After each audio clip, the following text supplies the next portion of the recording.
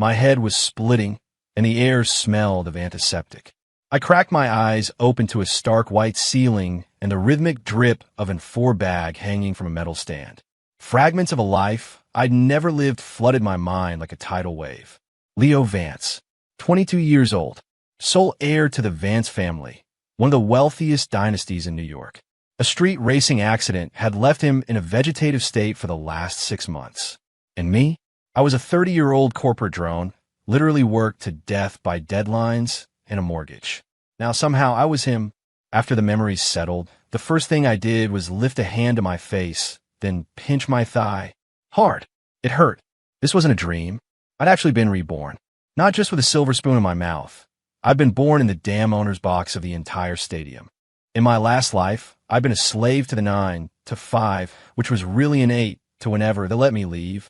My wildest fantasy was hitting the Powerball and retiring to a quiet little town somewhere. Now, in the strangest way possible, that dream had come true, magnified 1,000 times over. The Vance family fortune was a number so vast my old brain couldn't even process the zeros. In that moment, I felt no wild joy, only a profound, zen-like calm. Why would I ever strive for anything again? It was time to check out. Immediately, without a second thought. From this day forward, my life's purpose was simple: drink, play, and enjoy myself. I was going to experience every decadent luxury my previous life never could have imagined. Just as I was mapping out this glorious new future, the hospital room door swung open. A woman in a sharp power suit walked in, radiating an Arctic chill. Her features were flawless, but her face was a mask of icy indifference. Her eyes, sharp and analytical, swept over me with undisguised scrutiny and distance. Isabella Sterling, my fiancée, the CEO of Sterling Industries, known throughout the New York business world as the Ice Queen. Ours was a dynastic marriage, arranged by our families.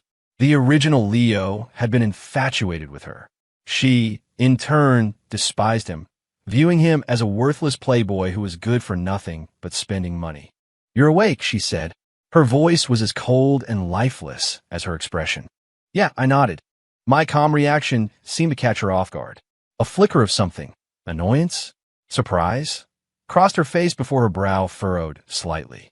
In her memory, the old Leo would have been like a peacock in mating season whenever she was around, preening and boasting about his latest sports car or ridiculous watch. "I'm here to discuss our engagement," she said, getting straight to the point. Her tone was absolute, leaving no room for argument. "Leo, this isn't working. As soon as you're discharged, I'll have my father speak to your grandfather. We're calling it off." She paused, waiting for the explosion. According to the usual script, I was supposed to fly into a rage, demand an explanation, beg her to stay. Instead, I let out a long, slow sigh. It was a sound of pure, unadulterated relief. This was perfect. I've been wondering how to deal with this inconvenient fiancé. A career-obsessed powerhouse was the natural enemy of a guy whose sole ambition was to become a professional couch potato. Forcing her to join my life of decadent laziness would be an insult to her.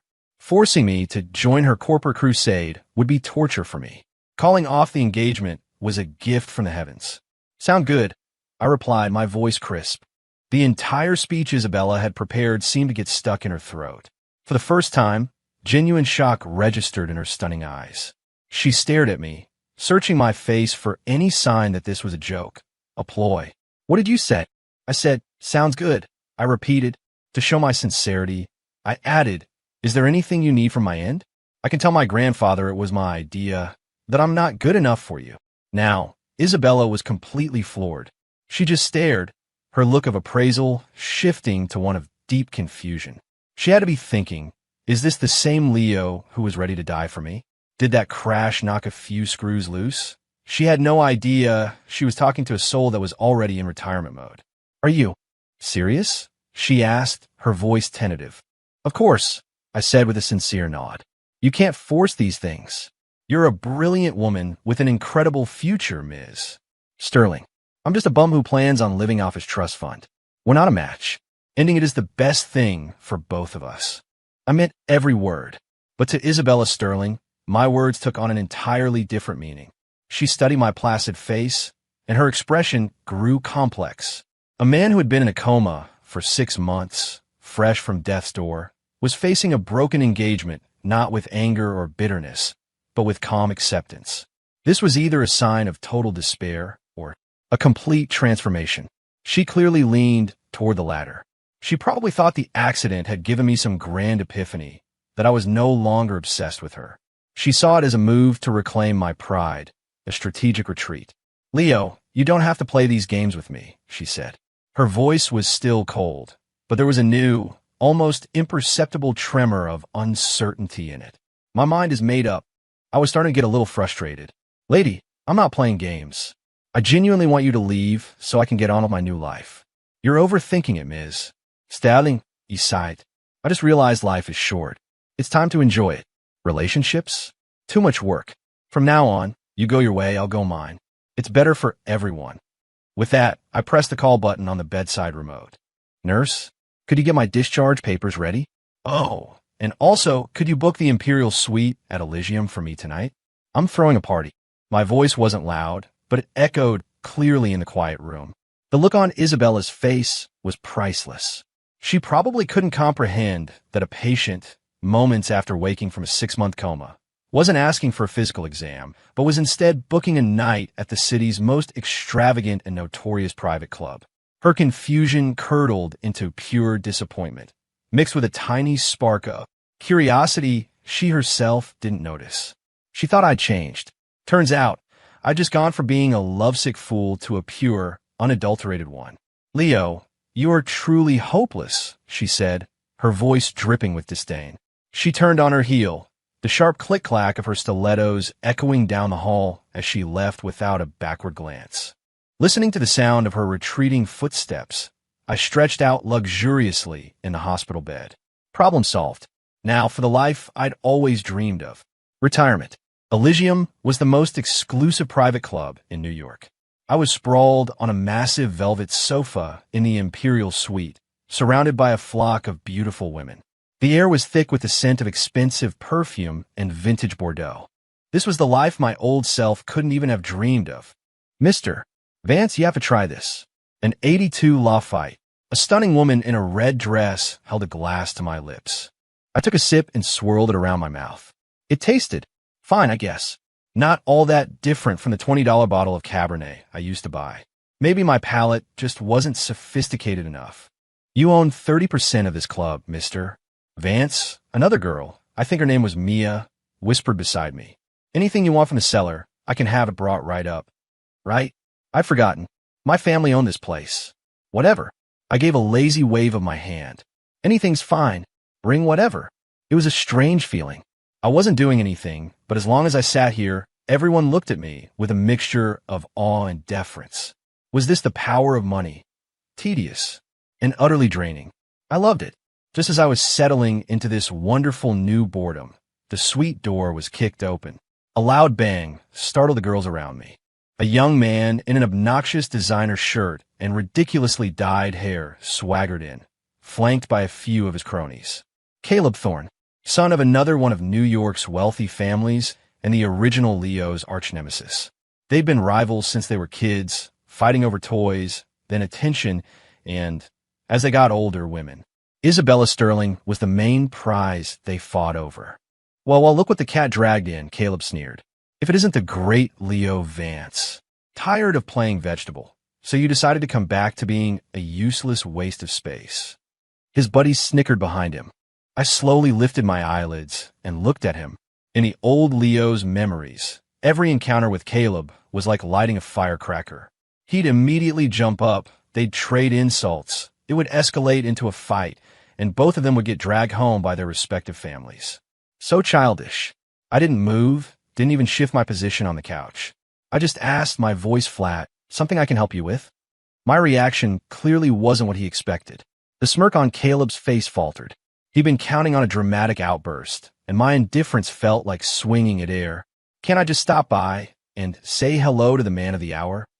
He plopped down on the sofa across from me, grabbing a bottle of Ace of Spades and pouring himself a glass. "Heard you and Isabella are calling it quits. What happened? She finally dumped you." "Makes sense. A woman like her would never fall for a loser like you. He enunciated the word loser with deliberate venom. The girls around us held their breath, their eyes darting nervously between us. I picked up my glass, took a sip, and then spoke slowly. Yes, so? There was again that casual, unbothered tone, as if you were talking about something that had nothing to do with me. Caleb's face darkened. He hated this indifferent act. He used to get a kick out of riling Leo up over Isabella. Now that Leo didn't even seem to care about her, the game had lost its fun. Who the hell do you think you're kidding with this act? Caleb slammed his glass on the table. Let me make this clear, Vance. Isabella is mine. A waste of space like you need to stay the hell away from her. I looked at his face, twisted with anger, and found it faintly amusing. First, I said, holding up a finger, she's the one who wanted to end it, not the other way around. I'm not interested in her. Second, I held up another finger. You like her? Great. Go after her. Why are you telling me? I'm not her father. And third, I put my glass down, leaned forward slightly, and met his eyes. This is my club. If you're here to spend money, you're welcome. If you're here to start shit, get out. My voice was quiet, but every word landed with perfect clarity. The entire suite fell silent. You could have heard a pin drop. Caleb was stunned. His cronies were stunned. The Leo Vance they knew was a hot-headed idiot. When did he learn to project this kind of pressure? That last line, so calm, held an authority that was impossible to ignore. What? What did you just say? Caleb asked, cupping a hand to his ear as if he hadn't heard. I couldn't be bothered to repeat myself. I gestured to the manager, standing nervously by the door. He scurried over, bowing respectfully. Mr. Vance, what can I do for you? Mr. Thorne here seems to have had a bit too much to drink, I said, nodding toward Caleb. Please escort him and his friends out. Elysium won't be serving them tonight. A bead of sweat trickled down the manager's forehead. On one side was his boss. On the other was the son of the Thorne family, who he also couldn't afford to offend. He hesitated for only a second before making his choice. Yes, Mr. Vance, he whispered into his radio. Moments later, a dozen burly security guards in black suits stormed into the room, surrounding Caleb and his crew. Mr. Thorne, if you please, the manager said, gesturing toward the door.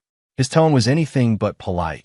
Caleb's face turned a deep shade of purple. Getting thrown out of Elysium?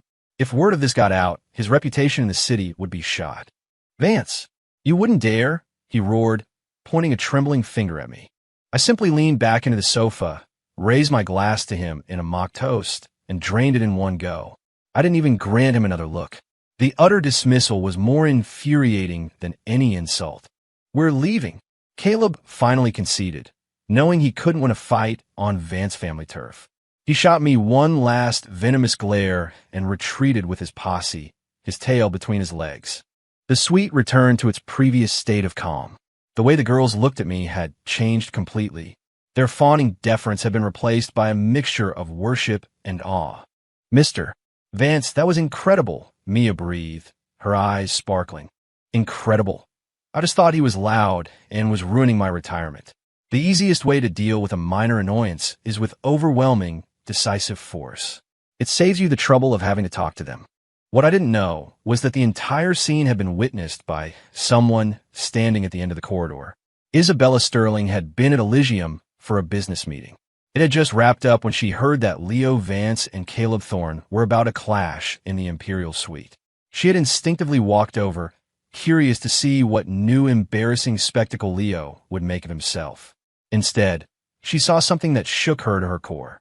There was no rage, no shouting match, no pathetic brawl like two children fighting in a sandbox. There was only a calm, effortless control, a sense of a master completely in command of his domain. He hadn't even stood up. With just a few words and a flick of his wrist, he had sent the arrogant Caleb Thorne scurrying away in humiliation. That wasn't the bearing of a fool. It was the absolute, unshakable authority of a predator toying with his prey. He had truly changed. Standing in the shadows, Isabella watched the man who had just sunk back into the sofa, surrounded by beautiful women. For the first time, the ice in her gaze began to melt, replaced by a deep, powerful curiosity that even she didn't fully comprehend. What in the world had happened to this man?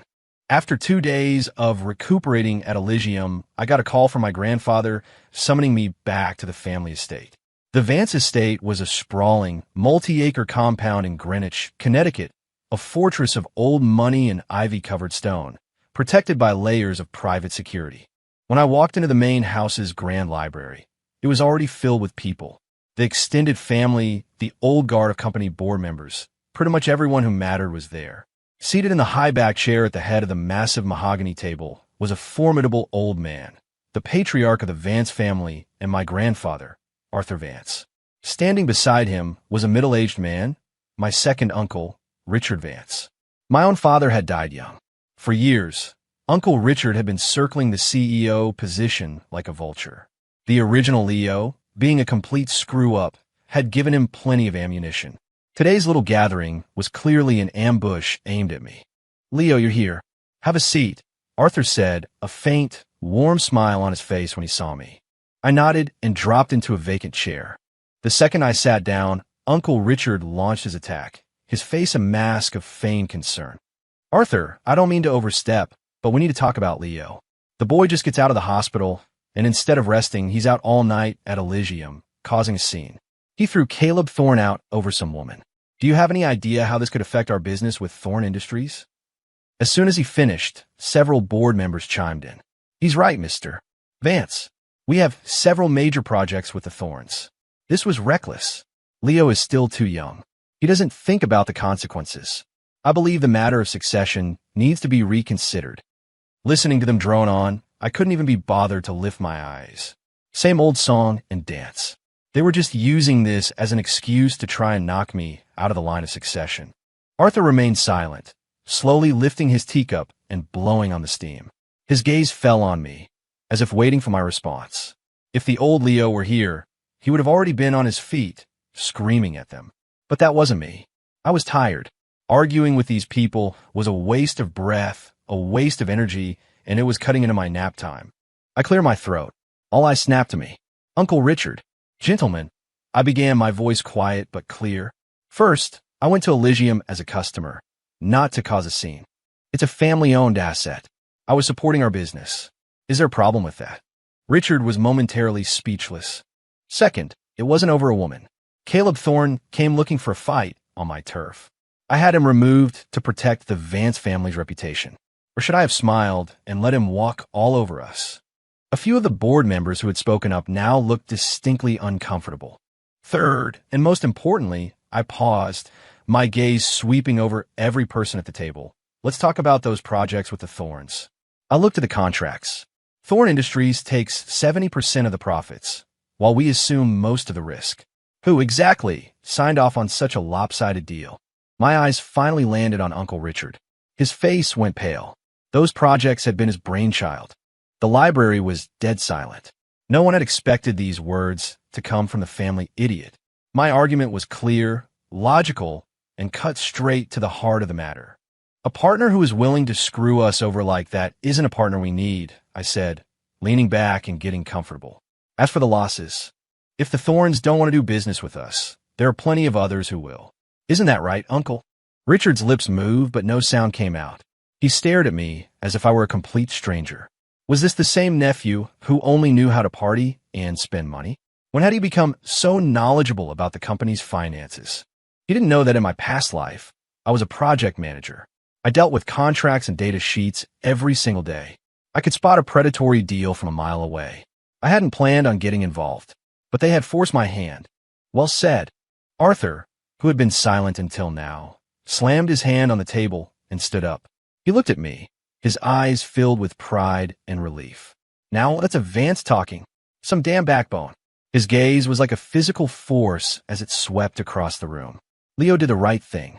We don't do bad business, and we don't let people push us around. Anyone who has a problem with that can get the hell out of my house." The patriarch had spoken. The room fell into a terrified silence. Uncle Richard and the board members who had been so vocal just moments before now stared at the floor, not daring to utter another word. An attempted coup, and I had dismantled it without breaking a sweat. I felt nothing inside. If anything, I just wanted to yawn. This was exhausting. I wanted to go home and sleep. After the meeting, Arthur asked me to stay behind. In his study, he poured me a cup of tea himself. Leo, you've grown up, he said, his voice thick with emotion. That accident, it changed you. I took the cup and said nothing. What could I say? That his grandson was gone, and I was just an imposter? I used to worry all the time, Arthur sighed.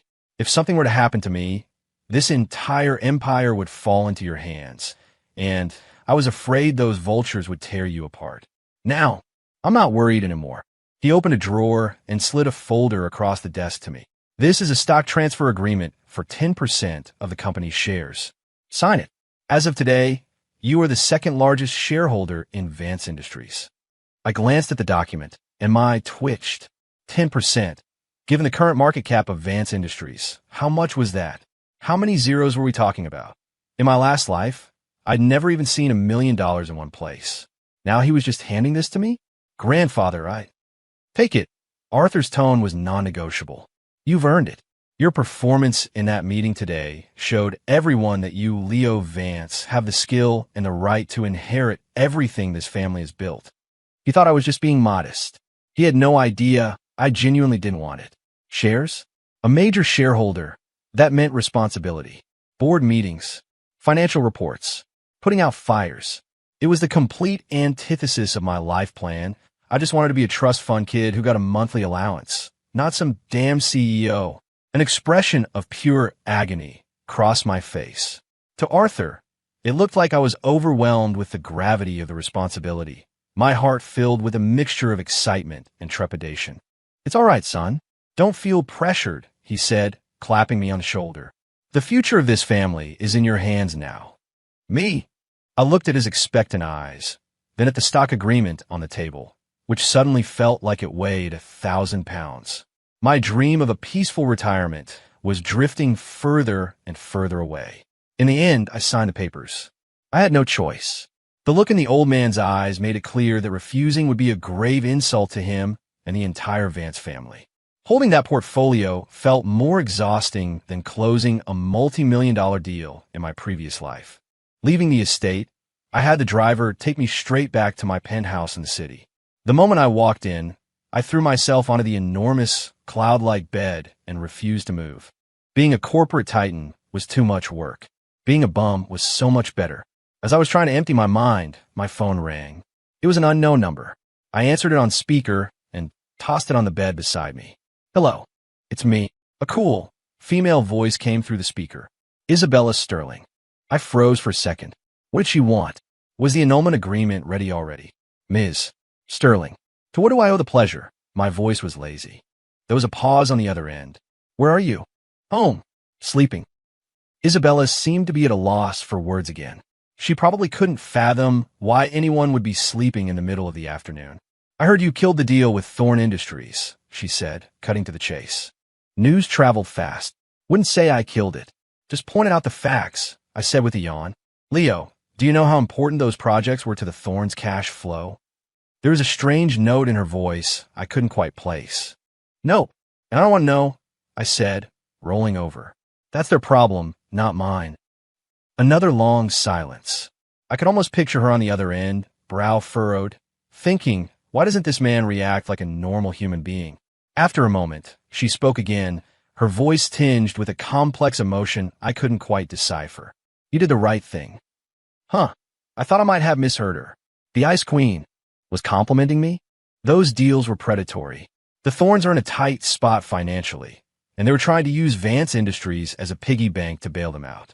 By exposing it, you cut them off at the knees and saved your company a major headache. I was starting to get it. So I had accidentally done the right thing, but my only motivation had been to shut up my annoying relatives so I could get back to my nap. Oh, I said, my voice flat. I'm working on a new clean energy venture, Isabella said, shifting gears. It has massive potential, but I need a major investor to get it off the ground. Is Vance Industries interested? I shot up in bed. What? A business proposal? Lady, are you confused? I'm a useless bum. You're pitching a business deal to me? Not interested, I said without a moment's hesitation. You gotta be kidding me. I didn't even want to go to my own company's meetings, and now you want me to get involved in yours? Don't be so quick to refuse, Isabella said, as if she had anticipated my reaction.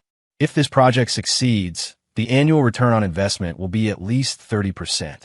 More importantly, it would allow Vance Industries to pivot and modernize its entire portfolio. She was laying it on thick, throwing around a lot of buzzwords that I didn't understand, but that sounded impressive. Stop! I cut her off. Ms. Sterling, you're talking to the wrong guy. You should be pitching this to our CEO, or my grandfather, or even my uncle. Me? I'm just the guy who cashes the checks. I'm not interested in making money. It was the honest-to-God truth. Money was just a number to me now. A few more zeros wouldn't change my daily routine of eating, drinking, and doing nothing. But to Isabella, it sounded like the ultimate flex. A businessman who wasn't interested in making money? Impossible. The only logical explanation was that he was testing me. He was testing my project to see if it was worthy of his attention. This man's mind games were on another level. Isabella took a deep breath, forcing herself to remain calm. Leo, I'll admit, I underestimated you, she said, her voice taking on a serious tone for the first time. I want to apologize for my previous attitude. This project is incredibly important to me and to Sterling Industries. I hope we can partner on this. You and the Vance family. She had used the words apologize and hope. Coming from her, that was unthinkable. I was getting a headache. What was going on? I was acting as useless as I possibly could. So why did everyone think I was some kind of mastermind? Did everyone in this world have an overactive imagination? Tell you what, I said, tired of arguing and looking for an easy way out. Send the proposal to my email. I'll take a look. My plan was simple. Get her off the phone, ignore the email, and in a few days, tell her I wasn't interested. Easy. Painless. Great. Isabella agreed immediately, a hint of excitement in her voice. I'll send it right over. I'll meet you tomorrow at 10 a.m. at the coffee shop downstairs from my office. We can discuss it in person. And before I could refuse, she hung up. I stared at my phone, completely bewildered. Hold on. When did I agree to meet you in person? I said I'd take a look. This woman didn't take no for an answer, did she? I tossed my phone aside in frustration. My peaceful, lazy retirement was once again under serious threat. The next morning, I woke up whenever I felt like it. Sunlight was streaming into the room. I glanced at my phone. 9:50 a.m. I had several missed calls, all from Isabella, and a single text message. I'm here. I tossed the phone back on the bed, rolled over, and tried to go back to sleep. A meeting? To hell with that. Nothing was more important than sleep. But as soon as I closed my eyes, an image of Isabella's icy face floated into my mind. Knowing her personality, if I stood her up, would she march over to my apartment and drag me out herself? That would be even more of a hassle. The more I thought about it, the more annoyed I got. My sleepiness vanished. Fine. I'll go. I'll think of it as a free cup of coffee. The sooner I get this over with, the sooner I can get back to my life of doing nothing. I dragged myself out of bed, showered, and threw on some clothes. By the time I finally made it to the coffee shop, it was already 10:30. Isabella was sitting alone at a window table, a cup of long cold coffee in front of her. She was wearing a chic white pantsuit, her hair tied back, her attention focused on the tablet in her hands. She looked up at the sound of my approach. When she saw me, a flicker of relief crossed her eyes before being replaced by her usual frosty demeanor. You're half an hour late. Traffic was a nightmare, I lied, sliding into the chair across from her. She didn't press the issue. She just slid her tablet across the table. This is the core data for the project. Take a look. I glanced down. The screen was a dizzying mess of charts, graphs, and technical jargon. I didn't understand any of it. I didn't want to. I pushed the tablet right back to her. No need. Isabella's brow furrowed. What do you mean? I said, taking a sip of the coffee the waiter had just brought me. Then meeting her eyes, I'm in. The coffee shop suddenly seemed unnervingly quiet. Isabella's hand, holding the tablet, froze in midair. Her beautiful eyes were wide with disbelief. She had prepared an entire presentation, covering everything from market projections and technological hurdles to government subsidies and risk assessments. She was confident she could persuade even the most skeptical investor. And I hadn't even looked at it before saying yes. Leo, are you sure? Her voice was a little strained. This isn't a small amount of money. The initial capital needed is at least $1 billion. $8 billion, huh? I stroked my chin, pretending to think. What I was actually thinking was, how long would it take me to spend $1 billion? Probably not that long. Let's make it 2 billion, I said casually. Puffed. A guy at the next table literally sprayed his coffee everywhere. Isabella was completely frozen, like a statue. She felt like her entire understanding of the world was being shattered, piece by piece. She had met generous investors before, but she had never met anyone this reckless. This wasn't generosity. This was insanity. What? What are you trying to do? She stared at me, her gaze intense as if trying to read my mind. She couldn't believe anyone would make an investment this carelessly. There had to be some ulterior motive, something she wasn't seeing. Was he trying to use this project to gain a controlling interest in Sterling Industries? Or was this some grand gesture to get her to reconsider the engagement? 1,000 possibilities flashed through her mind. Looking at her wary, suspicious face, I sighed internally. Lady, you're overthinking it again. My reasoning was simple. First, I was too lazy to read that complicated proposal. Second, I didn't want to argue with her anymore. I wanted to end this boring meeting and go home. Third, and most importantly, if I gave her double the money she needed, she could make the project a success without any excuses. If the project succeeded and she made a lot of money, she wouldn't have any reason to bother me again. It was a long-term solution. I was spending money to buy myself some peace and quiet. My motive? I smiled, leaning back against the sofa in a relaxed posture. My motive, Ms. Sterling, is to ensure that you have everything you need to make this project a massive success without having to worry about a thing. It sounded grand and supportive, the words of a perfect partner. But to Isabella, it was layered with hidden meaning. He wasn't supporting me. He was testing me.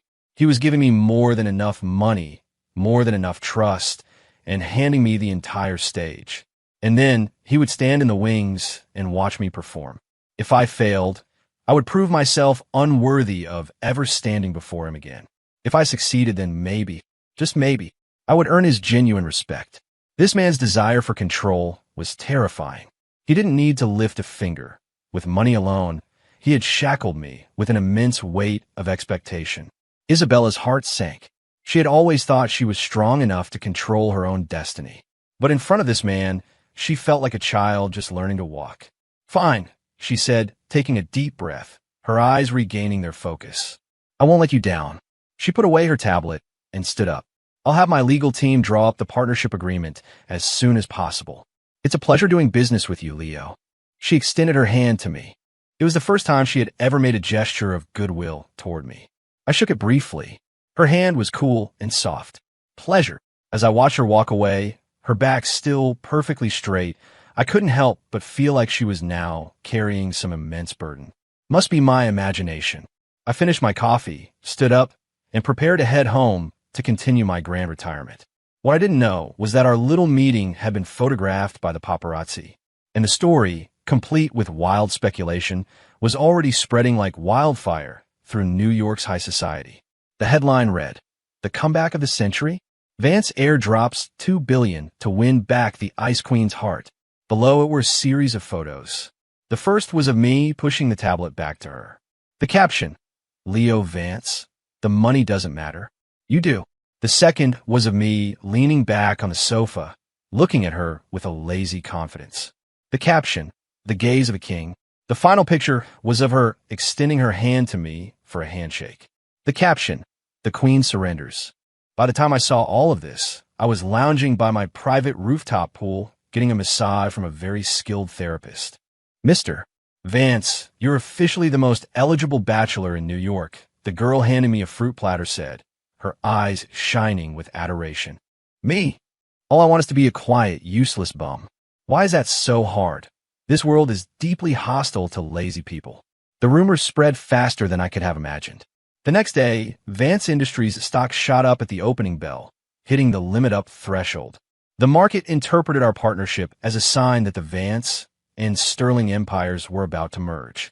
My uncle Richard called me several times, his voice oozing with a sycophantic excitement I could feel through the phone. He kept praising my foresight, calling me a business genius. It gave me a headache. I hung up on him. Meanwhile, things are not going well for the Thorne family. Their hopes of a bailout from their partnership with us were dashed. Their banks started calling in their loans. Several of their major projects were on the verge of collapse due to the lack of funding. Caleb Thorne called me several times. I didn't answer. Eventually, he sent me a text. It was a pathetic, groveling message, saying he was sorry and begging me to have mercy on his family. I read it and deleted it. Have mercy? I didn't do anything. You were the one who came looking for a fight. Your business is failing because of your own mismanagement. What does any of that have to do with me? I just want to be left alone. But in the eyes of the world, this was all part of a masterfully orchestrated revenge plot. First, I played hard to get, forcing Isabella to see me in a new light. Then I made a grand, billion-dollar gesture to seal a partnership and boost my own company stock. At the same time, I pulled the rug out from under my rival, striking a fatal blow to the Thorne family's finances and sending them into a death spiral. The entire sequence of events was perfectly executed, a textbook case of corporate warfare. Suddenly, the name Leo Vance was being whispered with a new reverence in the boardrooms of New York. Everyone was convinced that my previous persona as a brainless playboy had been an elaborate disguise to lull my enemies into a false sense of security. Now, the sleeping lion had finally awakened. I was lying on my multi-million-dollar custom-made sofa, scrolling through these legends about myself on my phone, and I couldn't help but feel that the whole situation was absurd. I literally hadn't done anything. How did I become a strategic mastermind? Can you people please stop projecting? Seriously, I'm just a guy who wants to retire and do nothing. Ding dong. The doorbell rang. I was too lazy to get up. Open the door. I called out to my smart home system. The door swung open, and the person who walked in surprised me. Isabella Sterling. She wasn't in a power suit today. She was wearing a casual, cream-colored sweater and jeans, her long hair falling loosely over her shoulders. She looked softer, less intimidating. She was carrying a designer food container. I heard you haven't been out much the last few days. I brought you something to eat, she said, placing the container on the coffee table. She opened it to reveal several small, elegant dishes and a bowl of soup that looked incredibly nourishing. What's up? I asked, sitting up and looking at her. There's no such thing as a free lunch. Can't I just check in on my business partner? She retorted, rolling her eyes. That eye roll held a hint of playful annoyance, a complete departure from the ice queen I knew. I was taken aback. She seemed to realize her own slip-up. The tips of her ears turned a faint pink, and she quickly looked away, pretending to survey my apartment. Your place is a mess, she said, her brow wrinkling at the sight of the clothes and video game controllers I had tossed on the sofa. I live alone. Too lazy to clean, I said honestly. Her brow furrowed even more. Where are your housekeeper and butler? I gave them the week off. Why? They were hovering. It was annoying. Isabella was silent again. She was probably, once again, stunned by my philosophy of maximum laziness. Without another word, she walked over and started tidying up the sofa, folding my discarded clothes into neat piles. I watched her dumbfounded. Was this the same high and mighty CEO of Sterling Industries? Why was she suddenly acting like my maid? You don't have to do that. I can get it, I said, feeling a little awkward. You? She glanced back at me, her eyes filled with skepticism. If I wait for you to clean, this place will turn into a landfill. She went back to her task, her movements surprisingly deft and practiced. I watched her profile, bathed in the golden light of the setting sun. Her long eyelashes, the elegant slope of her nose, her slightly pursed lips. She was actually really beautiful. Wait, what was I thinking? I quickly shook my head, trying to banish those dangerous thoughts. The soup's getting cold. Drink it, she said, finishing her tidying and placing the bowl of soup in front of me. I took it and had a sip. The flavor was rich and deeply comforting. It was familiar. I remembered. In the old Leo's memories, when he was sick as a child, his mother used to make him a soup that tasted just like this. Did you make this yourself? I asked, surprised. Yes, she replied softly, her gaze drifting away. My mother taught me. She said this soup is good for people recovering from an accident. Something in my chest stirred. This woman, maybe she wasn't so cold after all. Thanks, I said quietly. It's my duty to be concerned about my partner's health and well-being, she said, her words as formal as ever, but the blush creeping up her neck betrayed her. The atmosphere in the room had shifted, becoming something delicate and charged. I drank my soup while she sat across from me, quietly watching. Thank you. For what happened with the thorns, she said suddenly. I looked up. If it weren't for you, I might have. Had to marry him, she said, her voice barely a whisper, laced with a lingering fear. I finally understood. The Thorne family, desperate for cash, had proposed a marriage alliance with the Sterlings to secure a bailout. And Isabella's father had actually considered it. If I hadn't accidentally torpedoed the Thorne family's finances, Isabella might have been forced into a marriage she didn't want. I looked at her, and it all clicked into place. So, not only had I inadvertently helped my own family, but I had also saved her from a terrible fate. What was this? A self-fulfilling prophecy. All the fake hype about me was somehow becoming real. I put down the soup bowl and looked at her, her eyes filled with a complex mix of emotions. I felt a strange sense of irony. Seriously, all I wanted to do was lie around and do nothing. How did I accidentally become everyone's savior? So, you came here today just to thank me? I asked, getting straight to the point. I was too tired for guessing games. Isabella was taken aback by my directness. She nodded, then quickly shook her head. Not entirely, she said, biting her lip as if steeling herself for something. Leo, I want to get to know you better. Oh no. A cold dread washed over me. It was happening. The one thing I had feared most. She was curious about me. For a guy who just wanted to be left alone, a woman's curiosity was more dangerous than any corporate takeover. It meant trouble. Endless, exhausting trouble. There's nothing to know, I said immediately, putting on my most aloof, dismissive expression. What you see is what you get. I'm a useless bum who likes to eat, drink, and play. I was trying, desperately, to reinforce my useless persona. But Isabella just watched me, her gaze knowing and insightful. No, you're not, she said, shaking her head with conviction. A truly useless man wouldn't have your eyes, or your presence. Leo, what are you afraid of? What are you hiding? She was pressing forward, like a skilled hunter closing in on her prey. My skin prickled. Lady, I'm begging you, please stop with the fan fiction.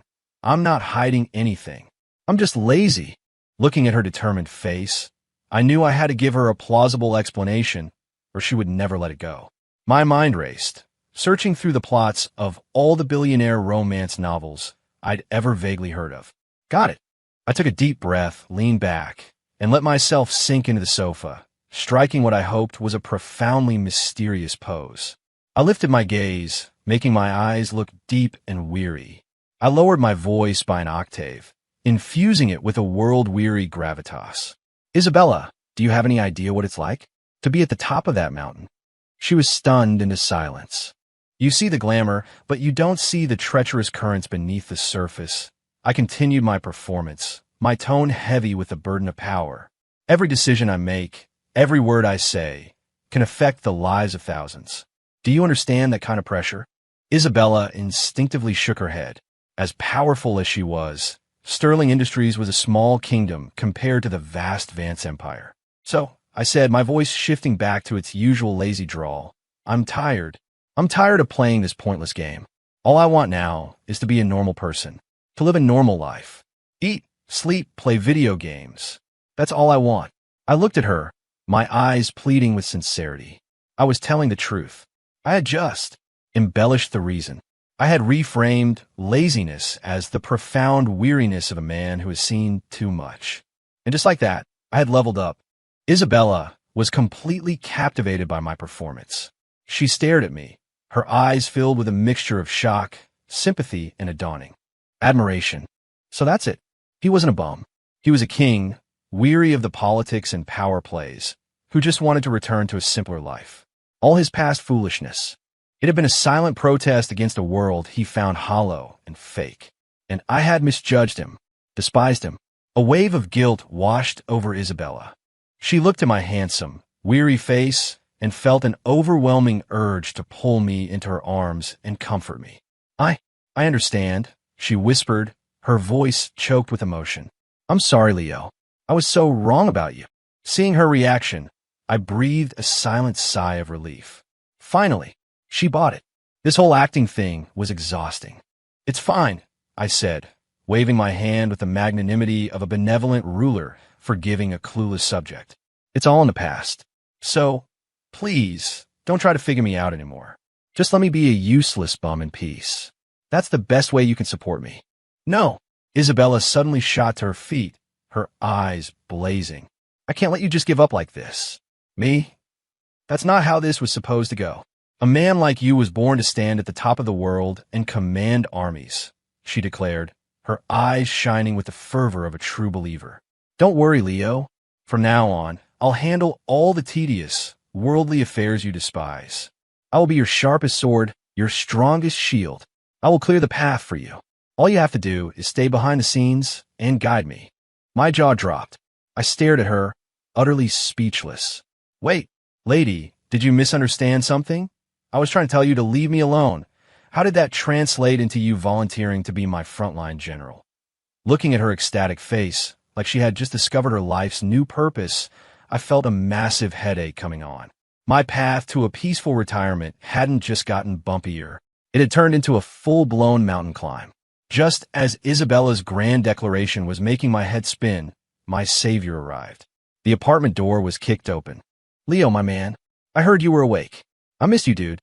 A large guy in board shorts and flip-flops, with a head of messy bed hair, barreled into the room.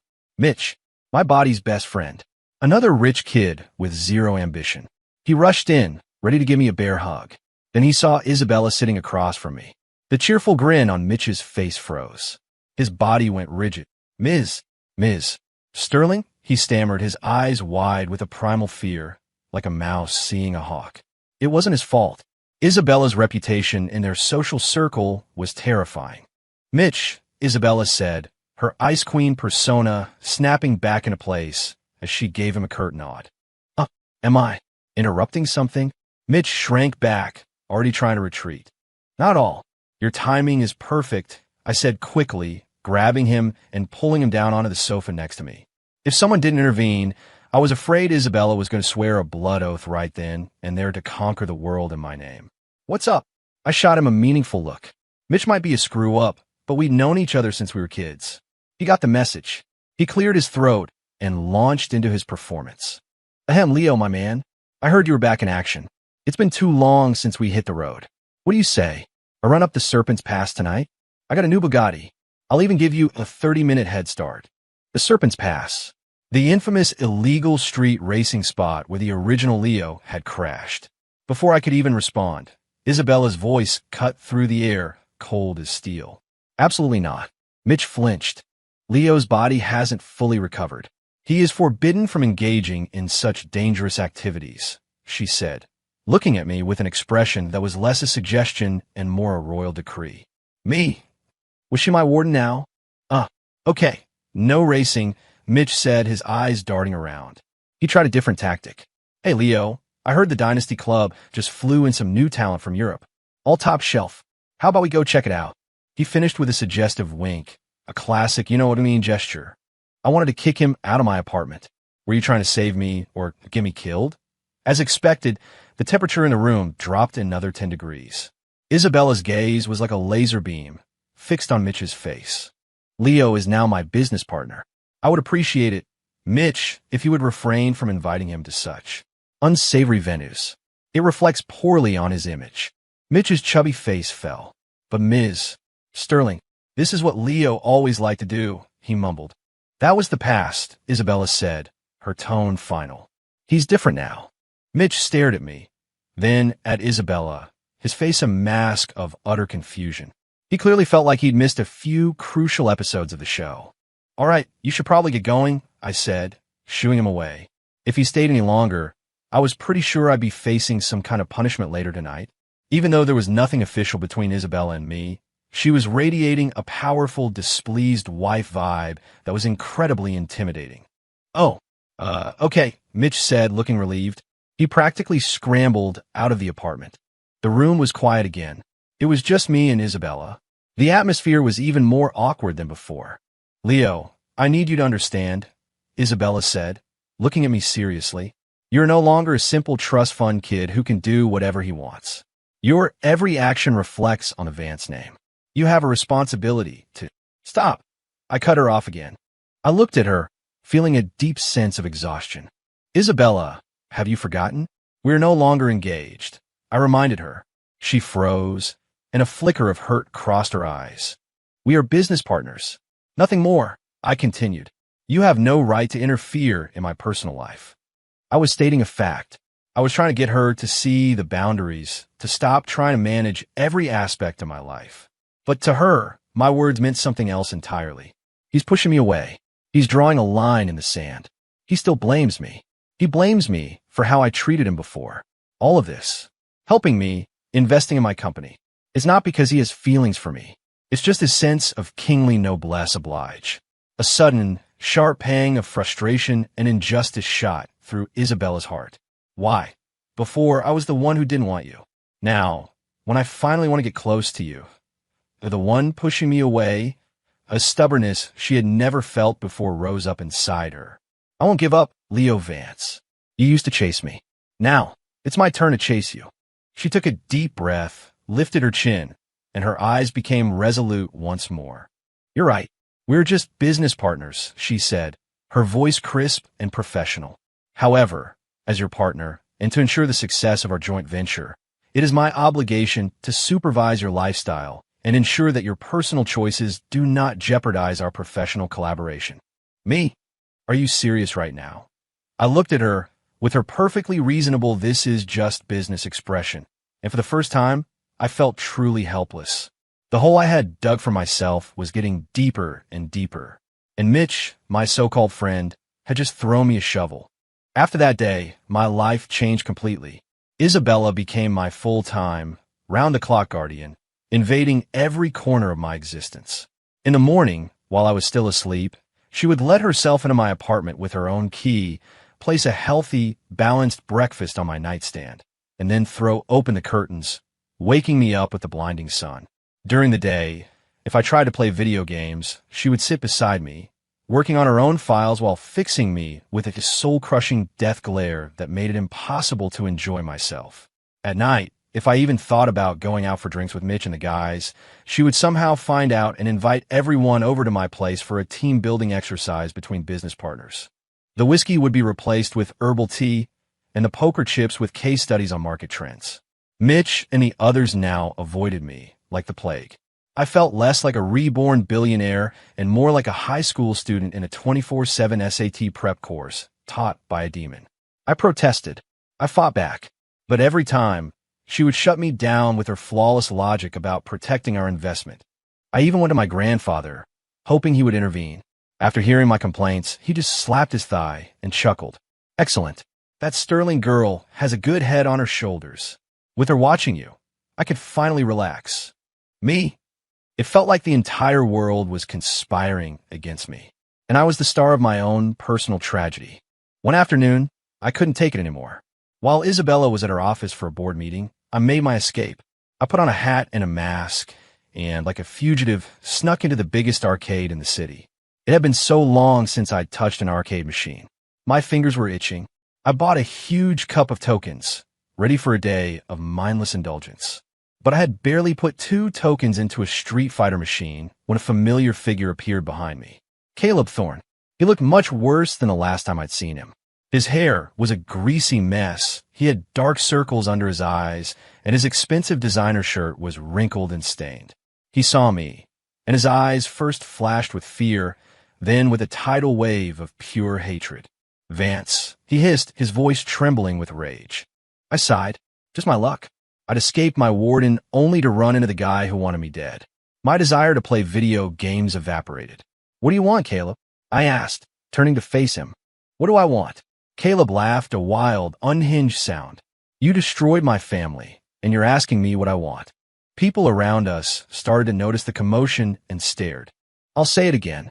What happened to your family has nothing to do with me. I said, my patience wearing thin. Nothing to do with you? Caleb pointed a shaking finger at me. If it weren't for you, would Isabella have rejected me? If it weren't for you, would your family have pulled their funding? If it weren't for you, would the banks have called on my father's loans? It was all you. You ruined everything. He was getting more and more agitated. Suddenly, he pulled a small, sharp knife from his jacket pocket, the blade glinting under the arcade lights. The crowd gasped and stumbled back. I frowned. The guy had actually lost his mind. I didn't move. I just watched him calmly. It wasn't that I was brave. It was because I knew my bodyguard were always nearby, blending into the crowd. They were trained to handle situations like this. But just as Caleb lunged forward, screaming, a different figure moved faster than my security. Isabella. I don't know where she came from, but suddenly she was there, standing in front of me, her arms spread wide, shielding me like a mother hen protecting her chick. Caleb, what do you think you're doing? Her voice trembled with fear, but her stance was firm. I was stunned. I looked at her back, not particularly broad, but fiercely determined, and felt something in my chest crack. This woman, get out of my way. Caleb's eyes were bloodshot. I'm taking him down with me today. I won't move. Isabella's voice was resolute. If you want to touch him, you'll have to go through me first. Caleb had completely snapped. He raised a knife and lunged, straight at Isabella. My pupils contracted. I instinctively reached out to pull her away. But it was too late. In that split second, just before the unthinkable happened. Clang! A dull, metallic thud echoed through the arcade. A fire extinguisher flew through the air and connected squarely with the back of Caleb's head. His eyes rolled back, and he crumpled to the ground in a heap. Me, Isabella, and everyone else in the arcade stared in stunned silence. We all turned to see where the fire extinguisher had come from. From a corner of the arcade, a middle-aged man in a security guard uniform was jogging toward us, panting. "Don't worry. I'm here," he yelled. "We just had a fire drill." I still had it in my hand. The entire arcade was dead silent. By the time Isabella and I finished giving our statements at the police station, it was dark out.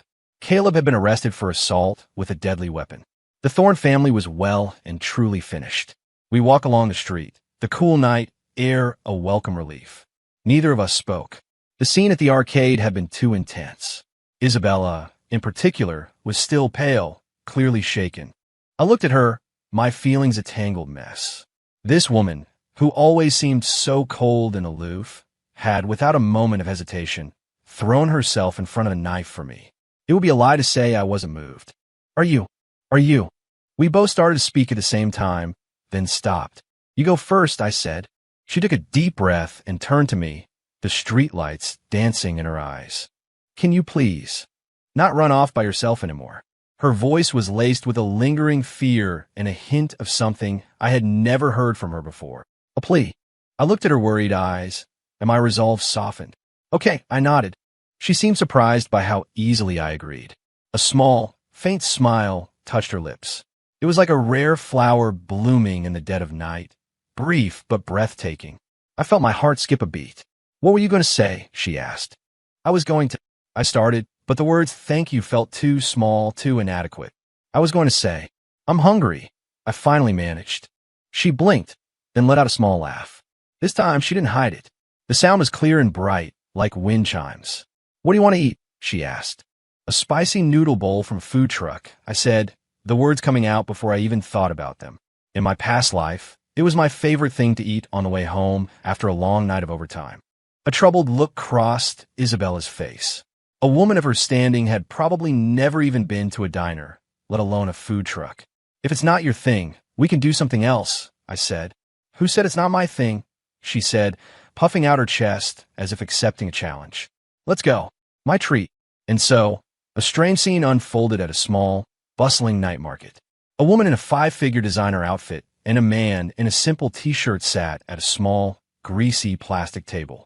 Between them was a steaming bowl of spicy noodles. Isabella stared at the red, oily broth as if she were about to drink poison. She picked up her chopsticks, gingerly selected a piece of bok choy, hesitated for a long moment, and then carefully placed it in her mouth. And then, her eyes slowly lit up. This is delicious, she said, looking at me with genuine surprise. I just smiled and went back to my own bowl.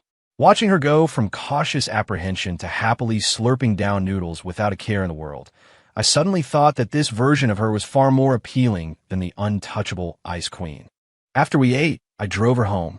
She lived in another exclusive, gated community, with even tighter security than my own.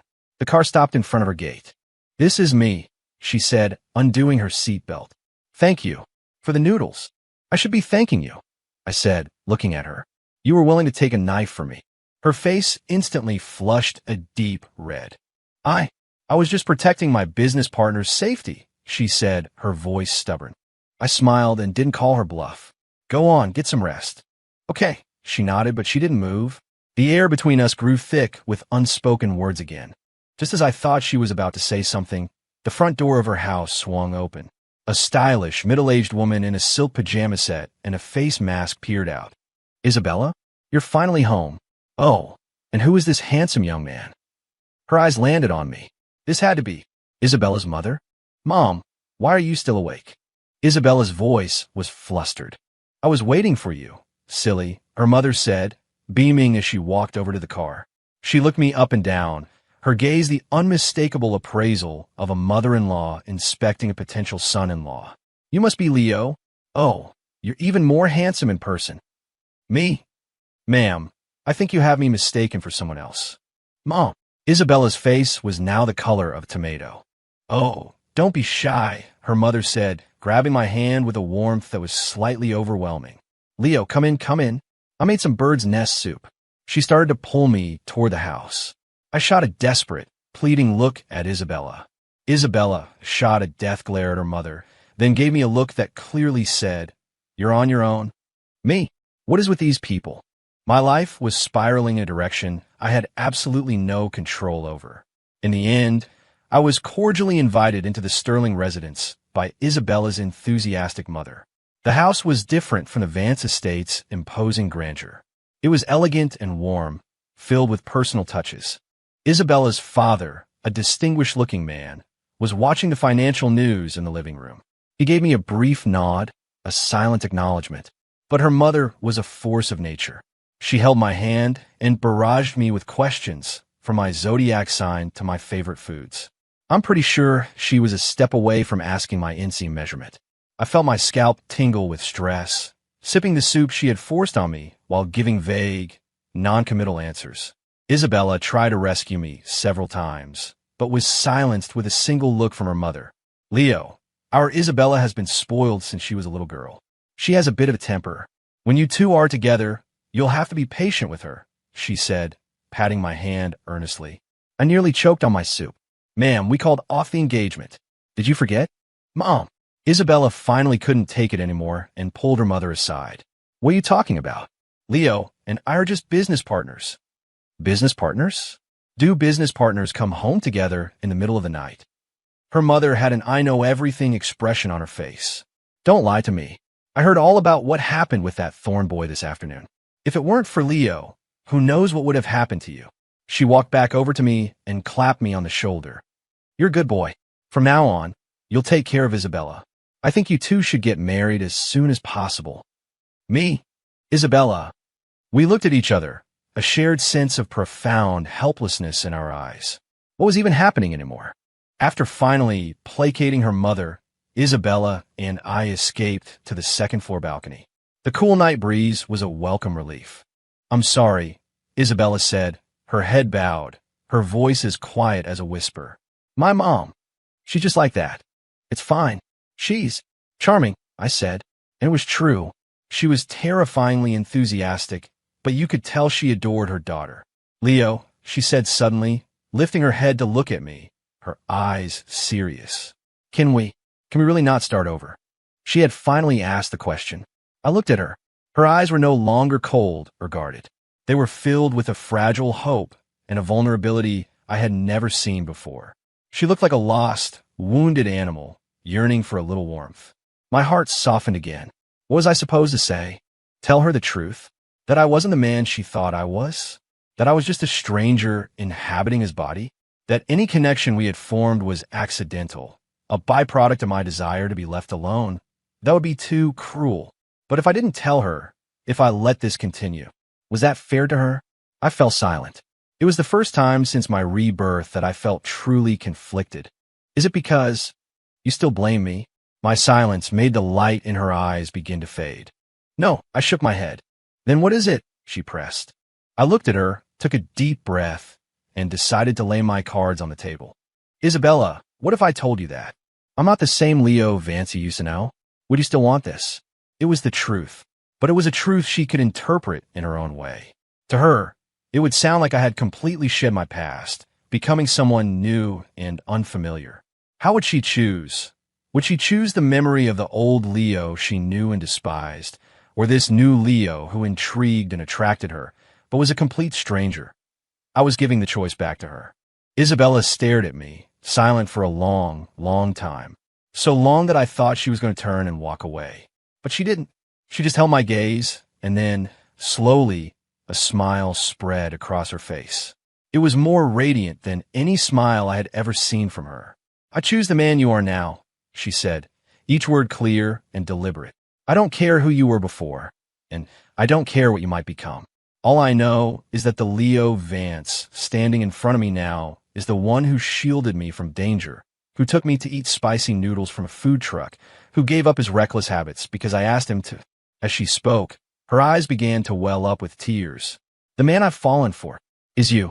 Then, before I could react, she stood on her tiptoes and pressed her lips against mine. The kiss was soft and cool, yet it sent a searing heat through my entire body. My mind went completely blank. I don't know how I left the Sterling house.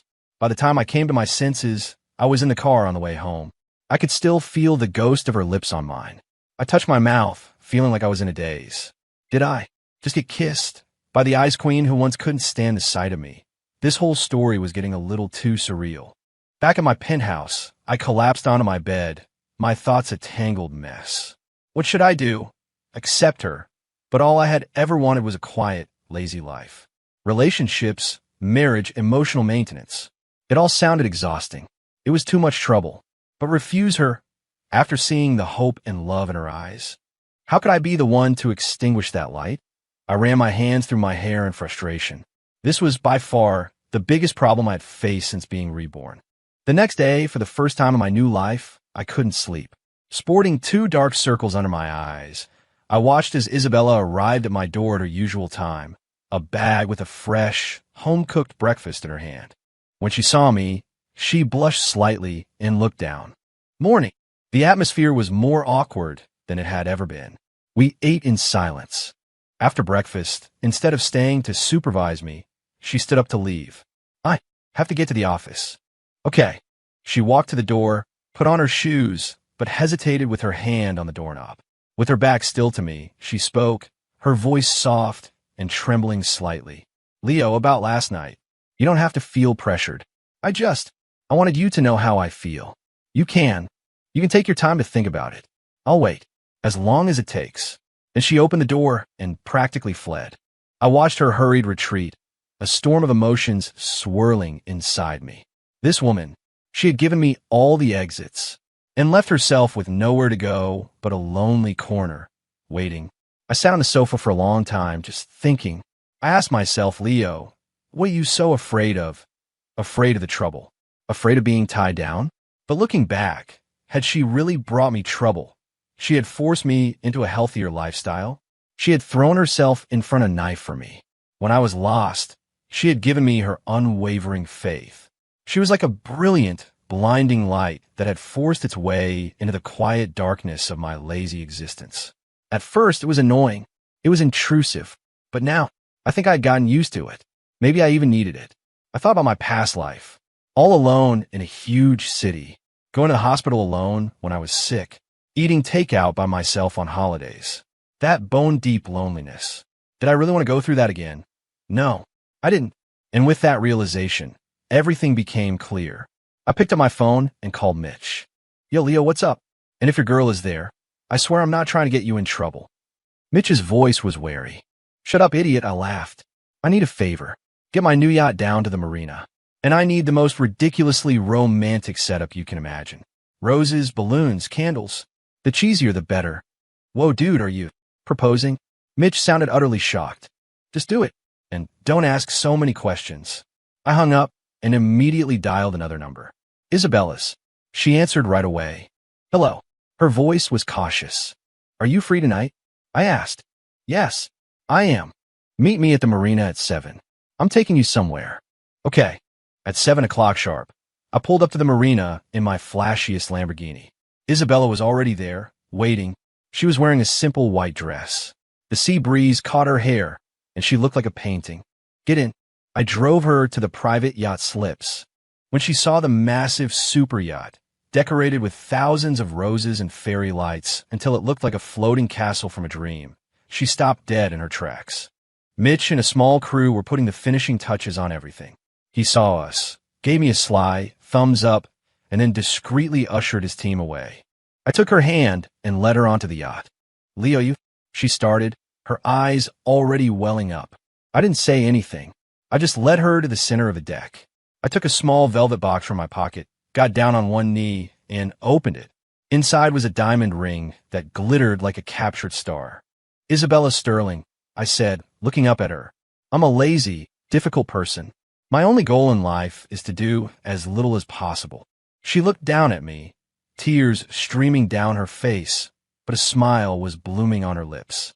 But I continued, if I have to live this life, I think it would be a lot more interesting with you in it. So, would you be willing to waste the rest of this boring, pointless life with me? I didn't ask her to marry me. I asked her to waste her life with me, because that was the truest thing I could offer. She looked at me, crying and laughing at the same time, happier than I had ever seen her. She nodded vigorously. I would. I smiled and slid the ring onto her finger. Then I stood up and pulled her into my arms. Behind us, the lights of the New York skyline glittered. The only sounds were the gentle lapping of the waves and the whisper of the wind. And in my arms, I held my whole world. Maybe this was what true retirement felt like. Not being alone, but being useless together.